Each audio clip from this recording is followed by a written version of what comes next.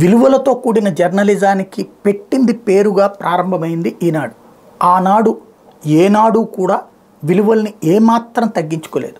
అలా ప్రారంభించిన ఈనాడు క్రమక్రమంగా గంగ చంద్రముఖిగా మారిపోయినట్టు విలువలకి వలువులు ఊడతీసేటటువంటి సంస్థ కింద అలాగా ఫిక్స్ అయిపోయినటువంటి దౌర్భాగ్య పరిస్థితికి సజీవ సాక్ష్యం ఇప్పుడు వస్తున్న లేదా దిగజారిన వార్తల యొక్క సమాహారం. ఇందులో కీలకమైనటువంటిది జగన్ అనే నేను ఆంధ్రావానికి ఒక్క పరిశ్రమను రానివ్వనని, పాత వాటిని పారదోలుతానని, కొత్త కొలువులు సృష్టించనని అంతఃకరణ శుద్ధితో ఆత్మసాక్షిగా ప్రమాణం చేస్తున్నాను అని చెప్పకున్నా 5 ఏళ్ళుగా దాదాపు అదే పని చేశారు వైకాపా నేత.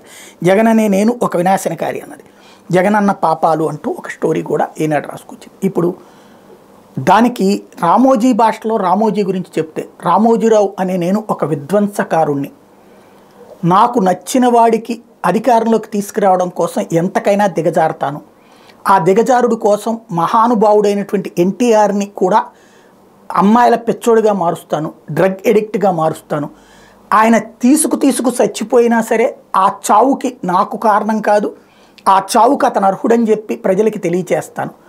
ఆ తర్వాత ఎన్టీఆర్ బొమ్మ కనుక లేకపోతే తెలుగుదేశం అధికారంలోకి రాదన్నప్పుడు మళ్ళీ ఆ ఎన్టీఆర్ గురించి రోజు పుంకాను కథనాలు రాస్తాను. అలాగే ఒక ఆడపిల్ల అయినటువంటి లక్ష్మీ పార్వతిని అడ్డకోలుగా కారుకోతలతో చెడగొడతాను, ఆవిడ క్యారెక్టర్ అసాసినేషన్ చేస్తాను. అంతగా దిగజారిపోవడంలో నాకు పూర్తి అర్హత ఉంది, ఎందుకంటే ముఖ్యమంత్రులు నేను శాసించాలని కోరుకుంటాను. ఆ తర్వాతన రాష్ట్రంలో ఎవరు అధికారంలోకి రావాలన్న ఎక్సెప్ట్ చంద్రబాబు మరెవరు అధికారంలోకి వచ్చిన వాళ్ళందరినీ దొంగల్ని చేస్తాను. అది నేదురుమల్లి జనార్దన్ రెడ్డి అయినా, కోట్ల విజయభాస్కర్ రెడ్డి అయినా, మర్రి చెన్నారెడ్డి అయినా, రాజశేఖర్ రెడ్డి అయినా, జగన్మోహన్ రెడ్డి అయినా. ప్రపంచానికి చంద్రబాబు తప్ప మరెవరు దేవుడు లేడని చూపెడతాను, మిగతా వాళ్ళందరినీ దుర్మార్గులుగా చూపెడతాను. దానికోసం ఆంధ్రప్రదేశ్ని విభజించేటందుకు నేనే తోడ్పడ్డాను. చంద్రబాబు నాయుడు అధికారంలోకి రావడం కళ్ళని గ్రహించి రాష్ట్రం విడదీయడానికి నేనే కుట్ర పన్నాను. ఆ విడదీయడంలో నాకు తోడు నిలబడింది రాధాకృష్ణ.